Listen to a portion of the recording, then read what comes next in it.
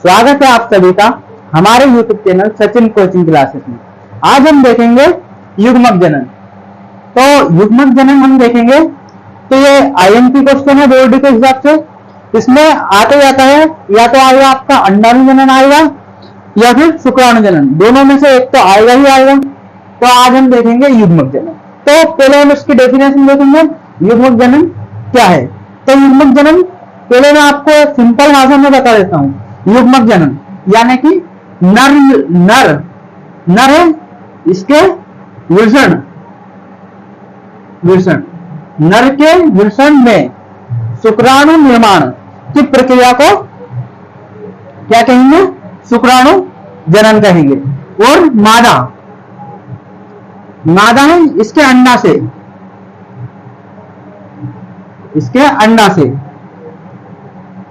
में अंड जनन ये प्रक्रिया कहलाएगी अंडाणु जनन। तो यह शुक्राणु जनन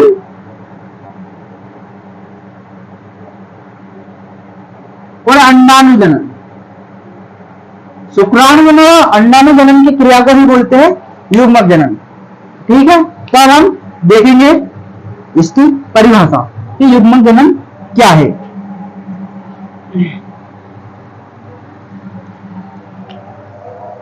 तो युग्मक जनन तो युग्मक मतलब होता है युग्मक अर्थात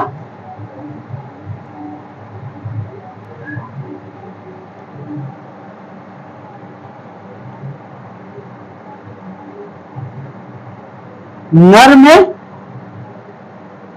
शुक्राणु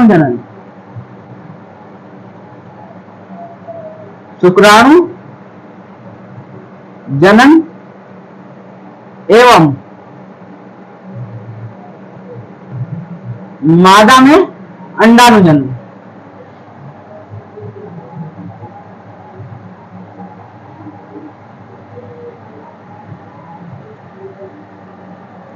की क्रिया को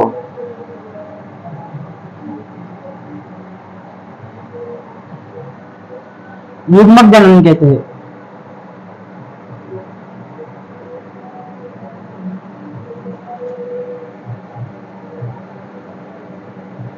ठीक है, तो क्या है कि नर में शुक्राणु जनन और मादा में अंडाणु जनन की क्रिया को हम कहते हैं युग्मक जनन। यह दो प्रकार की होती है, मतलब युग्मक दो प्रकार से युग्मक का जनन होता है। तो पहले हम देखेंगे शुक्राणु जनन की प्रक्रिया देखेंगे हम पहले। तो इसकी परिभाषा लिख लीजिए शुक्राणु जनन की।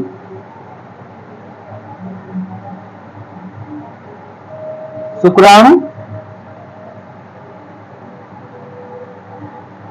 जनन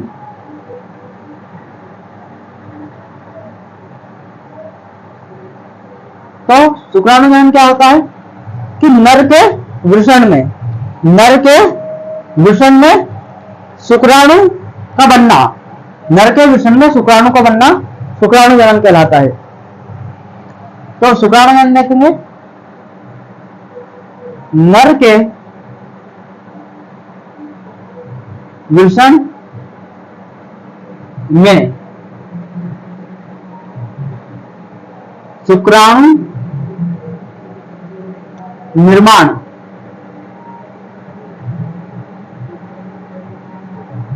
की प्रक्रिया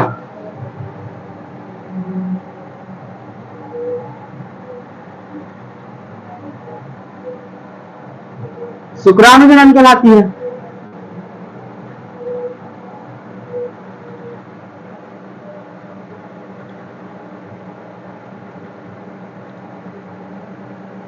क्या है? नर के वृषण में शुक्राणु निर्माण की प्रक्रिया शुक्राणु जनन कहलाती है। और यह प्रारंभ कब होती है? तो यह प्रारंभ होती है यह नर में 12 से 16, 12 से 16 वर्ष की उम्र में, वर्ष की उम्र में प्रारंभ होती है।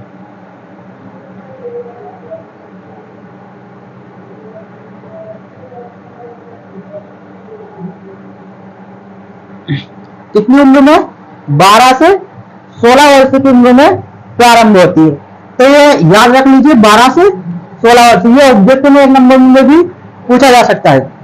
और कब तक चलती है? जीवन भर चलती है, प्रारंभ होती है और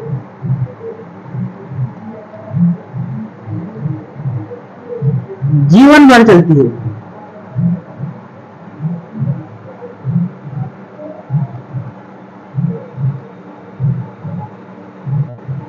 ठीक है, ये हो गया हमारा शुक्राणु जनन, इसकी परिभाषा। अब हम देखेंगे इसको डिटेल में, इसका चित्र और इसकी प्रक्रिया क्या है, प्रोसेस क्या है।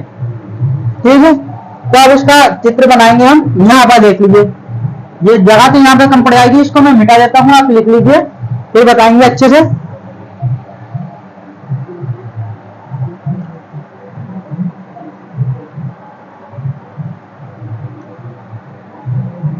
क्या देखेंगे हम?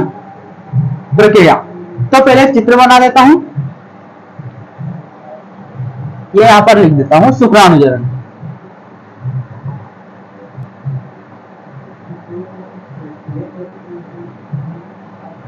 शुक्राणु जनन। ठीक, तब हम देखेंगे शुक्राणु जनन। इसके लिए इधर एक साइड डायग्राम बना देते हैं। तो पहले हम देखेंगे, यहां पर होती है ये एक कोशिका बनाएंगे। ठीक है, अब इस एक कोशिका में होगा समसूत्री विभाजन, जिससे बनेगी ये 2 कोशिकाएं। फिर इनमें होगा एक बार और समसूत्री विभाजन, तो 2 से बन जाएगी 4 कोशिकाएं। 4 कोशिकाएं बन गई।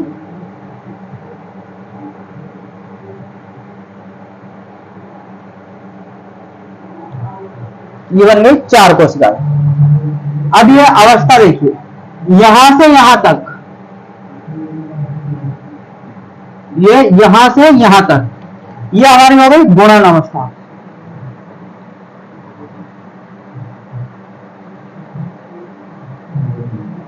गुणन अवस्था, ये गुणन अवस्था होती है। और ये कौन सी कोशिका है? स्पर्मेटोगोनिया।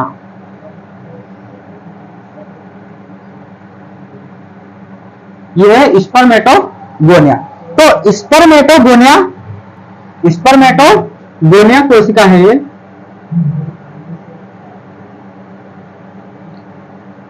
इसमें हुआ समसूत्री विभाजन। तो समसूत्री विभाजन के दौरान यहां पर पहले 2 कोशिकाएं बनी, फिर इसके बाद 2 से बनी 4 कोशिकाएं। कितनी कोशिकाएं? 4 कोशिकाएं। अब इसके बाद आएगी गुणन अवस्था के बाद वृद्धि अवस्था। तो प्रत्येक कोशिकाओं में क्या होता है?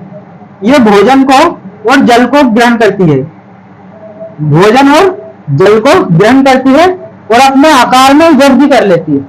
क्या करती है? आकार में वृद्धि कर लेती है। तो अब इनमें से हम एक को देख लेंगे, सारी करती है वैसे, पर हम एक को देखेंगे, ये वाली देख लेंगे हम।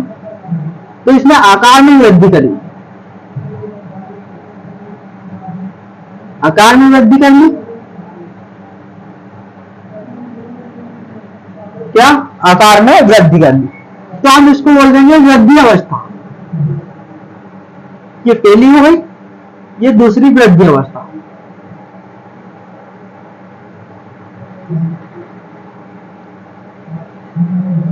वृद्धि अवस्था। ठीक है, ये स्पर्मेटोगोनिया थी। अब स्पर्मेटोगोनिया थी, अब इसे हम बोलेंगे जब ये आकार में बड़ी हो जाती है, जल और भोजन को ग्रहण करके तो इसको हम बोलते हैं स्पर्मेटोसाइट।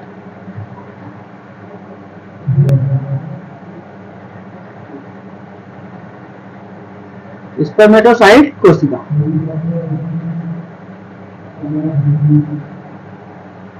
क्या बोलेंगे इसको? स्पर्मेटोसाइट कोशिका। फिर इस स्पर्मेटोसाइट कोशिका, इसमें क्या होगा?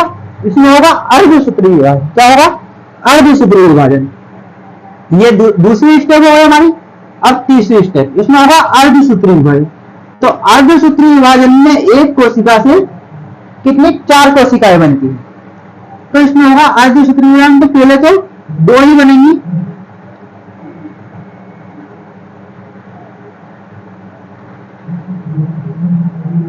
फिर यहां से बनेंगी 4 कोशिकाएं।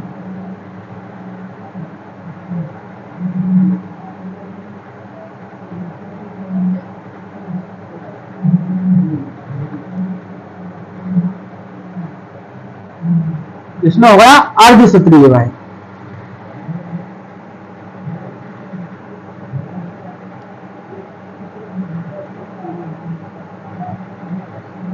तो इसको हम बोलेंगे, ये तीसरी स्टेप हो गई परिपक्वन अवस्था। क्या कहेंगे इसको? परिपक्वन, यानी कि ये परिपक्व हो गई है।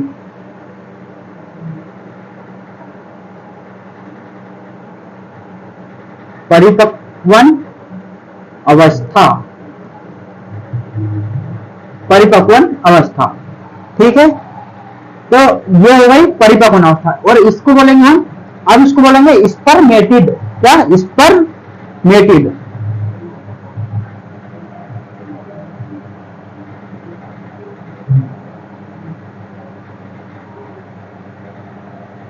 स्पर्मेटिड, स्पर्मेटिड कोशिका।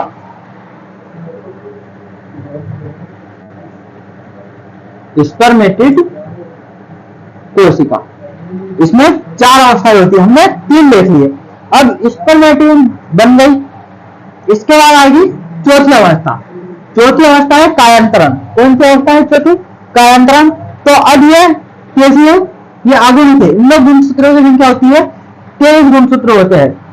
अब ये इनका हो जाएगा, ये परिपक्वन हुआ, कायांतरण हुआ। कायांतरण की परिवर्तन, इनमें परिवर्तन आएगा, एकदम से परिवर्तन आ जाएगा। तब हम देखेंगे परिवर्तन अवस्था। परिवर्तन अवस्था, इनमें जैसे ही परिवर्तन होगा तो ये शुक्राणु बन जाएंगे। क्या बन जाएंगे? शुक्राणु। शुक्राणु की संरचना मैंने आपको बता दी है। शुक्राणु सिर, धड़ और पूंछ में बटा होता है। तो वैसी की वैसी संरचना यहाँ पर शुक्राणु बन जाएंगी। तो इनसे बन जाएंगे शुक्राणु। तो शुक्राणु देखेंगे, छोटा सा शुक्राणु बना देता हूं यहाँ पर। वैसे तो मैंने आपको शुक्राणु की संरचना पहले बता दी है। इस प्रकार यह शुक्राणु में स्पर्मेटिड कोशिका शुक्राणु में परिवर्तित हो जाएगी। मैं आपको बता दूं, ये बायोलॉजी की क्लास है, इसमें डायग्राम ही मेन चीज है। अगर आपने ये डायग्राम सीख लिया तो आपको थ्योरी लिखने में कोई समस्या नहीं आएगी। तो शुक्राणु की संरचना मैंने आपको पहले ही बता दी है, तो प्रॉब्लम तो आनी नहीं चाहिए आपको।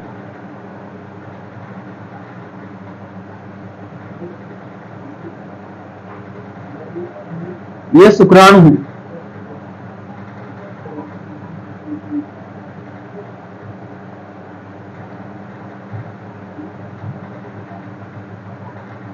ठीक, ये हवाई शुक्राणु। और ये जो होती है हमारी स्पर्मेटिड, ये कैसी होती है? गोलाकार, गोलाकार होती है और अचल प्रकार की होती है। कैसी? अचल होती है। ये यहां पर लिख देता हूं मैं, अचल होती है। लेकिन जैसे ये शुक्राणु में परिवर्तित होती है, ये चल हो जाती है। तो यहां पर ये होगा शुक्राणु। ये क्या है हमारा? शुक्राणु। शुक्राणु, या इसे हम बोल सकते हैं स्पर्म, जो कि एक चल संरचना है। चल संरचना है। ठीक है, तो ये हो हमारी कौन सी अवस्था? शुक्राणु जनन की प्रक्रिया हो गई। देख लीजिए आप इसे।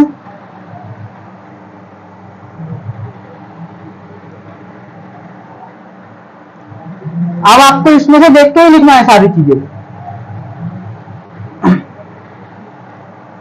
वैसे तो मेरे को मिटाना पड़ेगी, लेकिन यहाँ पे आएगा नहीं, आप उतार लीजिए इसे। और हाँ, आपको बता दीजिए यहाँ पर, कहां पर, ये यहाँ पर स्पर्मेटोगोनिया से स्पर्मेटोसाइट कोशिका बनने पर कौन सा विभाजन हुआ था? समसूत्री विभाजन। तो इस प्रक्रिया के दौरान हुआ था यहाँ पर समसूत्री विभाजन। समसूत्री विभाजन। और यहां पर स्पर्मेटोसाइट से स्पर्मेटिड बनने पर कौन सा विभाजन हुआ था? अर्धसूत्री विभाजन।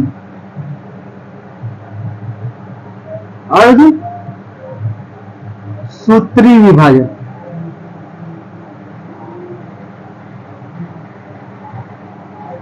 यहीं पर सारा खेल हो जाता है, यहीं पर सारा खेल हो जाता है। इसमें से देखकर ही हम अब यहां पर लिख देंगे, ठीक है। तो अब हम यहां पर देखते हैं। तो शुक्राणु जनन 4 अवस्थाओं से मिलकर होता है। तो पहली अवस्था हम देखेंगे, यहां पर देखिए, पहली अवस्था हम देखेंगे गुणन अवस्था। कौन सी? गुणन।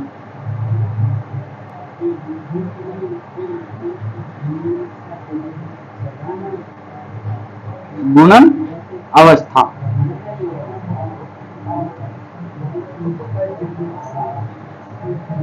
क्या होता है इसमें? तो देख लीजिए, यहां पर दिख रहा है स्पष्ट रूप से कि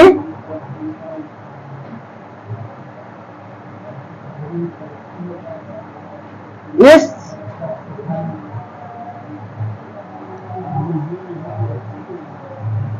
निकालना ही पड़ेगा यार, ये आएगा नहीं यहां पे कहीं।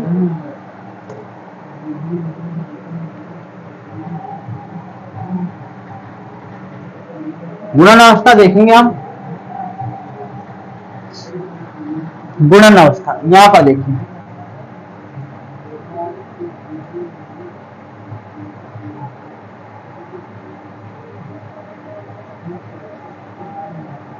इस अवस्था में क्या होता है? तो इसमें होता है, यह नर में शुक्राणु जनन की प्रथम अवस्था है। शुक्राणु जनन की प्रथम अवस्था है। कौन सी अवस्था है? प्रथम अवस्था है। यह शुक्राणु जनन की प्रथम अवस्था है, जो कि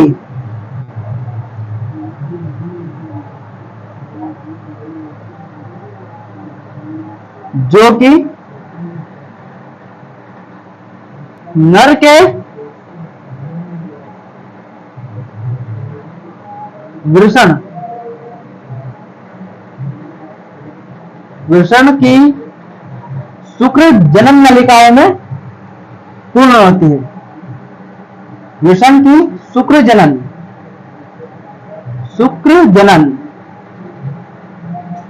नलिकाओं में पूर्ण होती है। नलिकाओं में पूर्ण होती है। कहां पर पूर्ण होती है? शुक्र जनन नलिकाओं में पूर्ण होती है।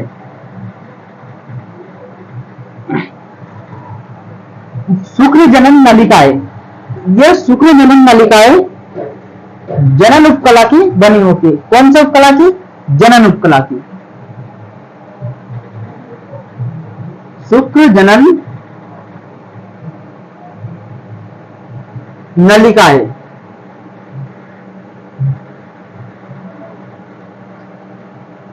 जनन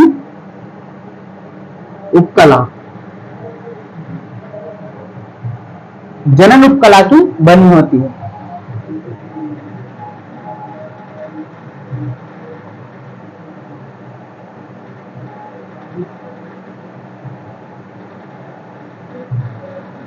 जनन उपकला की बनी होती है, जिसमें लगातार विभाजन होता रहता है, जिसमें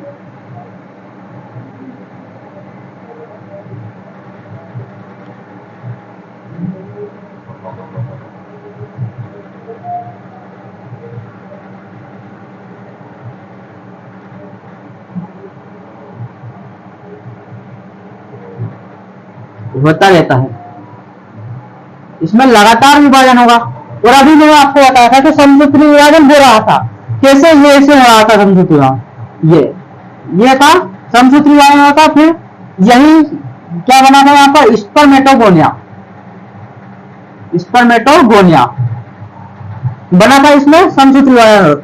लेकिन ये पहले ये नलिका है, सूक्ष्मजनन नलिका है, इनसे ही हमारी ये स्पर्मेटोगोनिया बनेगी, जिससे ये विभाजन होता रहता है, जिससे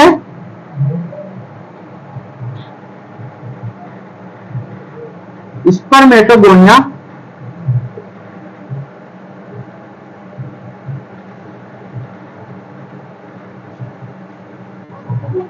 कोशिका बनती है।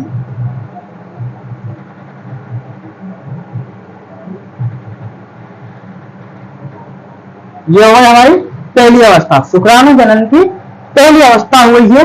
हमने बना लिया है स्पर्मेटोगोनिया, यह स्पर्मेटोगोनिया सेल हमने भी आपको चित्र में बताई थी। अब हम इसकी देखेंगे शुक्राणु जनन की दूसरी अवस्था। तो दूसरी अवस्था में हमारी वृद्धि अवस्था, कौन सी है, वृद्धि अवस्था। तो अब हम देखेंगे वृद्धि अवस्था। वृद्धि अवस्था में क्या है, अभी ये था, ये स्पर्मेटोगोनिया थी, इसमें होगा समसूत्री विभाजन। जैसे समसूत्री विभाजन होगा, 4 कोशिकाएं बन जाएंगी, फिर इनमें सारी में विभाजन होगा, विभाजन नहीं इसमें होगा, सॉरी, वृद्धि होगी। ये जल और भोजन का अवशोषण करेगी, यानी कि ग्रहण करेगी उन्हें, तो ये आकार में ऐसे बड़ी हो जाएगी। और ये जैसे ही बड़ी होगी हम इनको बोल देंगे स्पर्मेटोसाइट कोशिका। कौन सी, स्पर्मेटोसाइट कोशिका।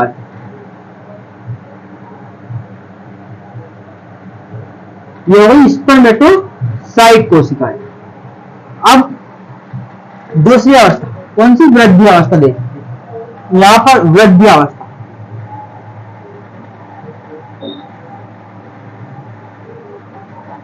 वृद्धि अवस्था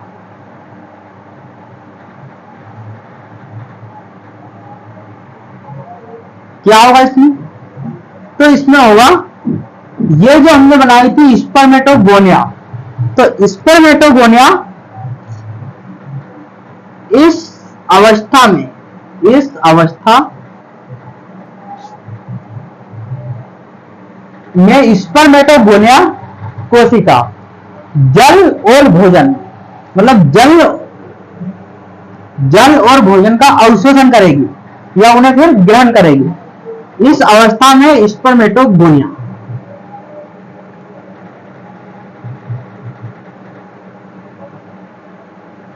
स्पर्मेटोगोनिया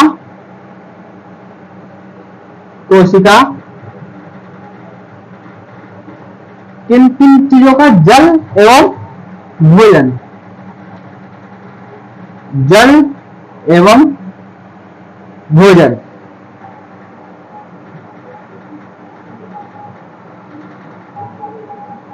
को ग्रहण या आप लिख सकते हैं अवशोषण। क्या लिख सकते हैं, अवशोषण।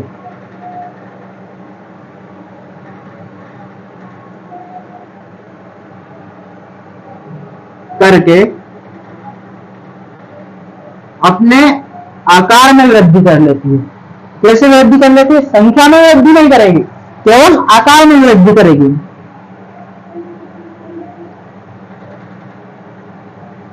अपने आकार में वृद्धि कर लेती है।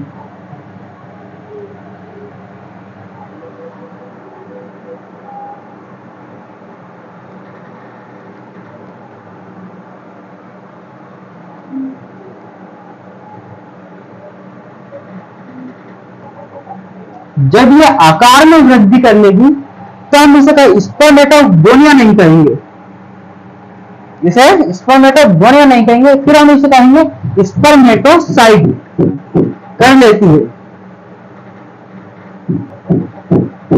जिसे हम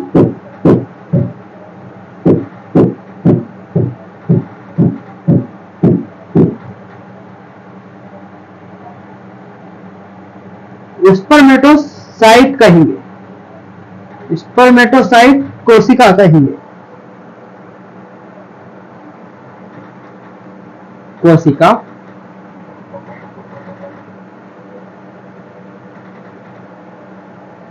ठीक है, अब हमने दूसरी अवस्था वृद्धि अवस्था में क्या बना लिया, स्पर्मेटोसाइट कोशिका बना ली। हमने अभी आपको बताया था डायग्राम, क्या बताया था हमने, पहले स्पर्मेटोगोनिया से बनाई थी स्पर्मेटोसाइट कोशिका, ये इसने यहां पर वृद्धि करी थी, वृद्धि करी थी इसने, तो बन गई थी हमारी स्पर्मेटोसाइट। तो ये वही स्पर्मेटोसाइट है जो अभी हमने बताई थी। इसके बारे में देखेंगे तीसरी अवस्था। तीसरी अवस्था कौन सी है, तीसरी अवस्था तो शुक्राणु जनन की तीसरी अवस्था है परिपक्वन अवस्था। क्या है, परिपक्वन। अब ये मतलब परिपक्व होगी, जो स्पर्मेटोसाइट है हमारी कोशिका, इसका परिपक्व होगा, तो परिपक्वन अवस्था।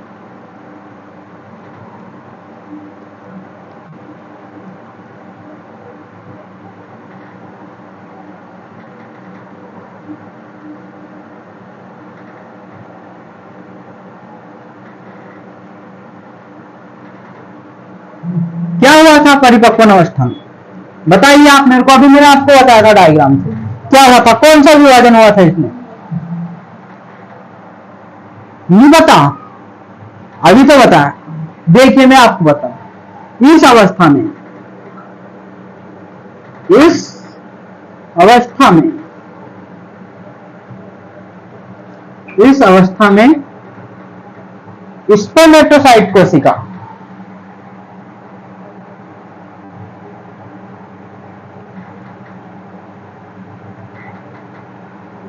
स्पर्मेटोसाइट कोशिका में अर्धसूत्री विभाजन होता है। कौन सा विभाजन होता है, अर्धसूत्री विभाजन।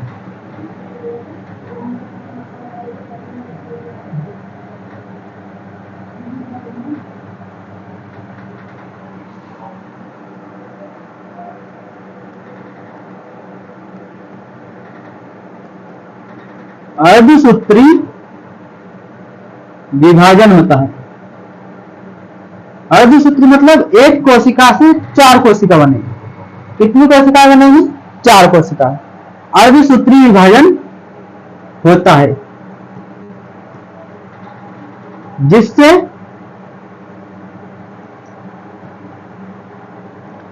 चार अगुणित कोशिकाएं बनती हैं। चार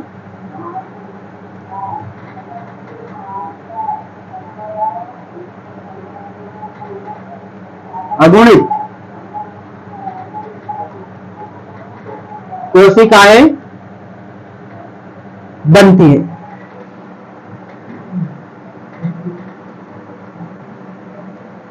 कितनी कोशिकाएं बनती है, चार बनती है। चार अगुणित कोशिका बनती है। कैसी होती है, यह गोलाकार होती है, गोलाकार एवं अचल होती है, गोलाकार एवं अचल होती है, जिसे हम क्या कहेंगे, स्पर्मेटिड। क्या कहेंगे, स्पर्मेटिड। स्पर्मेटिड,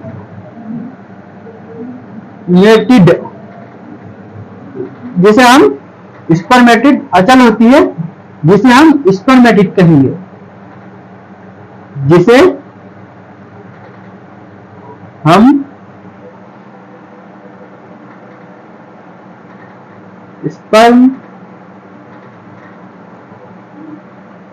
स्पर्मेटिड कोशिका कहेंगे।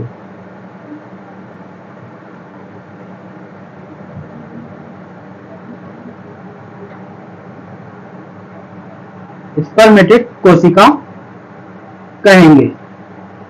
इसमें गुणसूत्रों की संख्या कितनी रहेगी?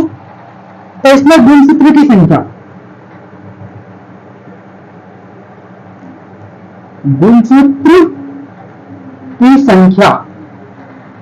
इसमें रहेगी 23। कितनी रहेगी? 23 गुणसूत्रों की संख्या 23 रहेगी। क्यों रहेगी 23? अभी आपने देखा था यहाँ पर अर्धसूत्री विभाजन है, तो अर्धसूत्री विभाजन के दौरान युग्मक में गुणसूत्र की संख्या आधी हो जाती है, तो गुणसूत्र की संख्या हो जाएगी यहाँ पर 23 हो जाएगी। ठीक है, देख लीजिए, आप उतार लीजिए। एक बार और बता देता हूं आप। गुणन अवस्था, गुणन अवस्था में क्या हुआ? तो इसमें हुआ शुक्राणु जन्म किया, पहली अवस्था है। कौन सी अवस्था है? पहली अवस्था। तो इसमें वृषण, नर में वृषण पाए जाते हैं, तो वृषण में कौन सी? शुक्राणु में शुक्र जनन नलिकाएं पाई जाती है। कौन सी नलिका? ये नलिका पाई जाती है, शुक्र जनन नलिका पाई जाती है, जो कि उपकला उतक की बनी होती है। इसमें होता है लगातार विभाजन होता रहता है, इसमें विभाजन होता रहता है, जिससे स्पर्मेटोगोनिया कोशिका बनती है। कौन सी? स्पर्मेटोगोनिया कोशिका बनती है। इसके बाद आएगी वृद्धि अवस्था। तो वृद्धि अवस्था क्या होगी? इस अवस्था में स्पर्मेटोगोनिया क्या करेगी? पानी पिएगी और खाना खाएगी, तो बड़ी हो जाएगी, फूल जाएगी। ठीक है, तो यहाँ पर बड़ी हो जाएगी, है आकार में बड़ी होगी, ना कि संख्या में वृद्धि होगी, इसके आकार में वृद्धि होगी ओनली। तो ये हो जाएगी यहाँ पर स्पर्मेटोसाइट कहेंगे। जैसे ही इसके आकार में वृद्धि होगी हम इसको स्पर्मेटोसाइट कोशिका कहते इसके बाद आएगी परिपक्वन।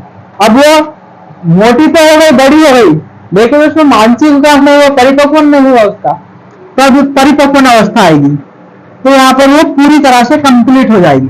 तो इस अवस्था में स्पर्मेटोसाइट कोशिका अर्धसूत्री विभाजन करके 4 अगुणित कोशिकाएं बनाती है, जो कि गोलाकार एवं अचल प्रकृति की होती है। कैसी होती है? गोलाकार होती है और अचल होती है, जिसे हम कहेंगे स्पर्मेटिड कोशिका।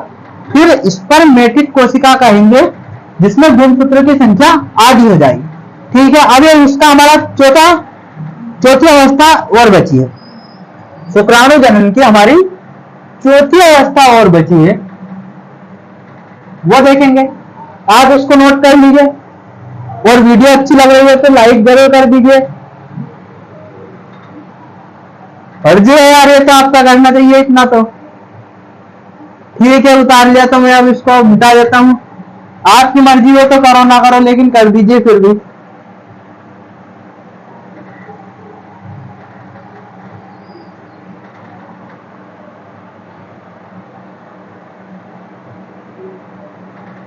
देखेंगे चौथी अवस्था।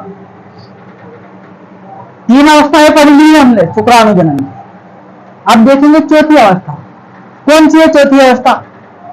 चलो आप ही बता दीजिए कौन सी है। मैं देख रहा हूं आपको नहीं पता, चलो बता देता हूं यार।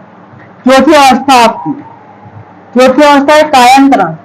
परिपक्वन भी होगा, उसका कायांतरण होगा। कायांतरण जैसे परिवर्तन आएंगे उसमें थोड़े।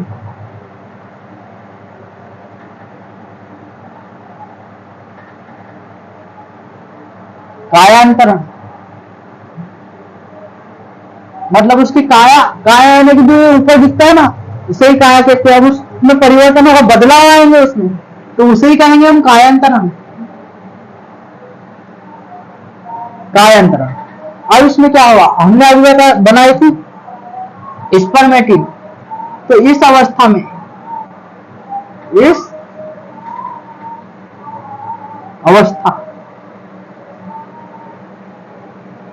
इस अवस्था में स्पर्मेटिड कोशिका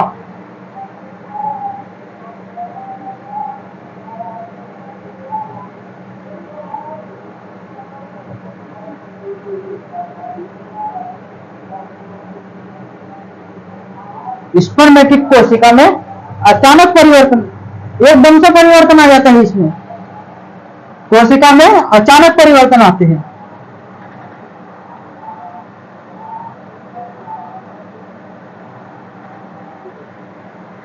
अचानक परिवर्तन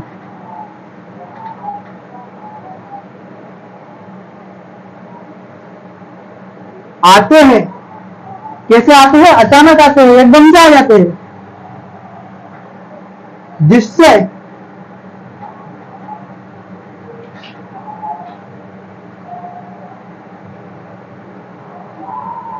यह सिर, धड़, सिर धड़ एवं पूछ, सिर धड़ एवं पूछ जैसी संरचना में परिवर्तित हो जाती है। जैसी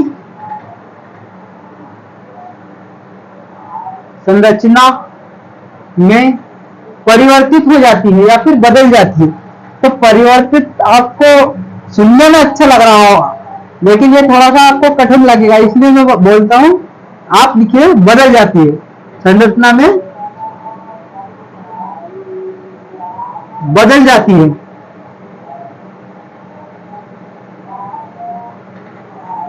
तो इसमें बदल गई। फिर इसे हम क्या करेंगे? जैसे ही ये बदलेगी, सिर धड़ और पूछ में जैसे ही ये बदलेगी, हम इसे शुक्राणु बोल देंगे। क्या बोल देंगे? शुक्राणु। बदल जाती है,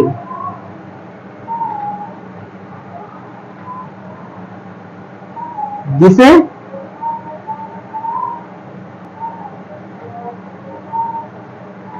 शुक्राणु या स्पर्म कहते हैं।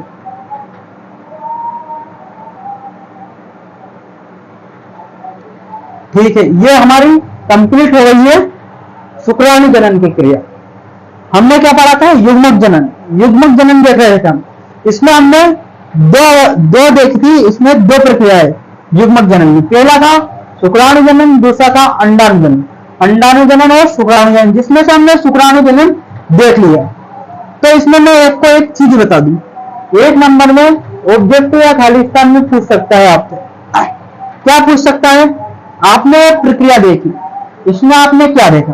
तो इसमें आपने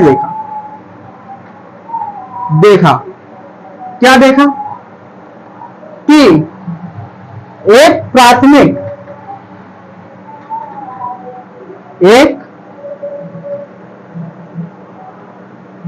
प्राथमिक स्पर्मेटोसाइट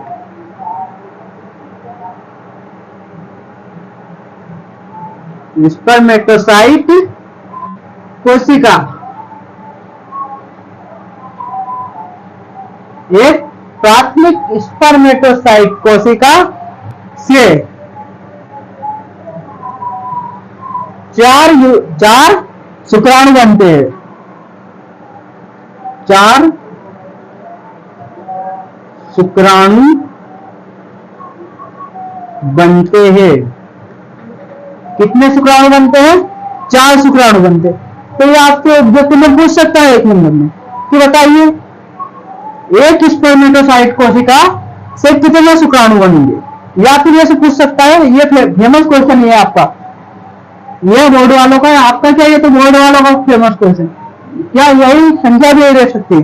आपसे ये पूछ लेगा कि 100 स्पर्मेटोसाइट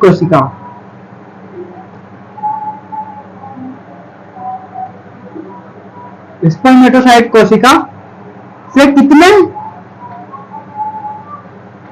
शुक्राणु बनेंगे। तो क्या करना है आपको? बता दीजिए।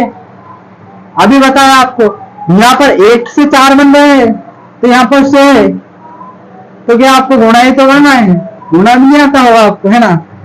तो इसके लिए भी हमारे सचिन सर कोचिंग लगाएंगे, देखना उसकी भी। तो यहां पर हो जाएगी 400।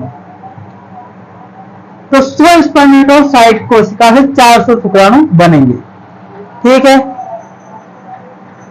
एक बार और मैं आपको इसका रिवाइज कराता हूं डायग्राम का, आराम से समझना।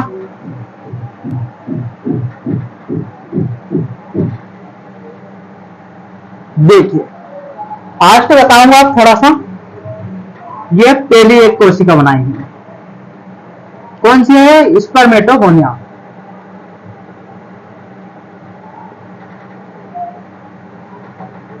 स्पर्मेटोगोनिया।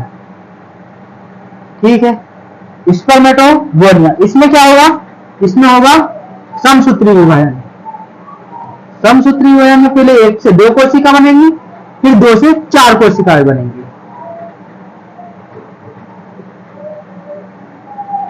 ये हो गई हमारी 4 कोशिकाएं। कौन सी अवस्था है बताइए, आप बताइए कौन सी अवस्था है? तो ये हमारी थी गुणन अवस्था। गुणन, अब आप ही देखिए ना, गुणन अवस्था क्या कहेंगे, गुणा हो रहा है ना, 1 से 2 बनी, 2 से 4 बनी, तो यह हुई गुणन अवस्था। ठीक है, फिर आएगी वृद्धि अवस्था। तो क्या होगा, इसमें बड़ी हो जाएगी, और क्या बड़ी होगी, जल और भोजन को ग्रहण करके बड़ी हो जाएगी। बड़ी हो गई तो इसको हम बोल देंगे वृद्धि अवस्था। वृद्धि अवस्था। ठीक है, ये क्या बनेगा हमारा स्पर्मेटोसाइट।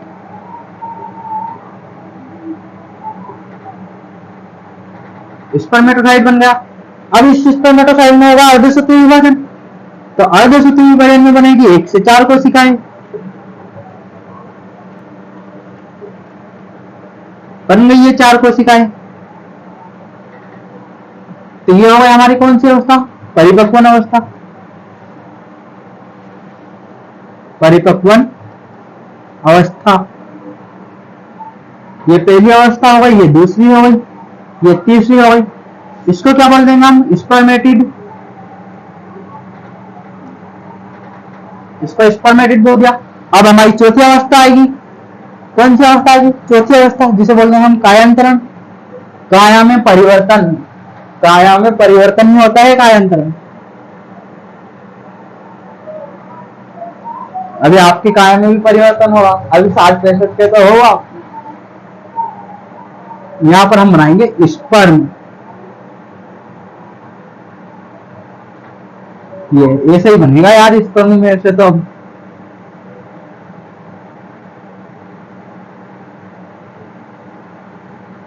इसकी वजह से ही तो तुम्हारा जन्म हुआ है। बना लो इसे ही ठीक से।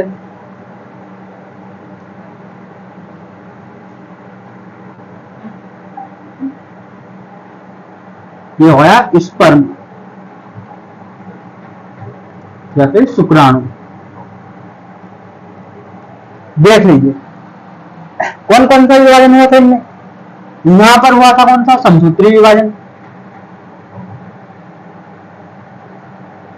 समसूत्री विभाजन, ठीक है। इसके बाद यहां पर हुआ था कौन सा, अर्ध